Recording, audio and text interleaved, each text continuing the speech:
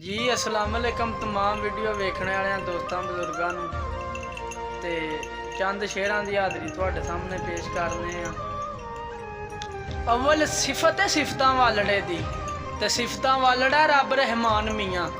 आखां फेर मैं नात रसूल ताई हातर जिन्हां दी दोवे जहान मियाँ ते हातर जिन्हां दी बाग गुलजार सारे आया शान दे विच कुरान मियाँ। कलमा नबी दा पढ़ कसूर मंदा तेरी टुरे दी साफ जबान मियाँ।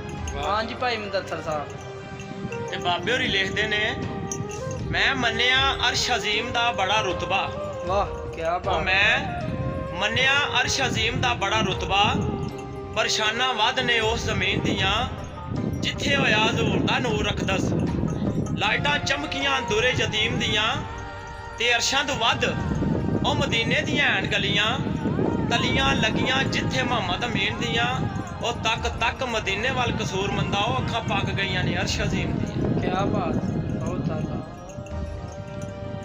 कूचा यार दा है कूचा यार दा ते शौक ते जाम थी मैं जा पींदा साकी पूरदा जाए ते ओदी पाग निगाह दा करम सारा चानन हर पासे ओदे नूर दा जाए ते उस शमा ते जान पतंग मेरी पे हर पासे आशक घूरदा जाए कब्र चुमदी है कदम कसूर मंदा जदों विच गुलाम हजूर दा जाए।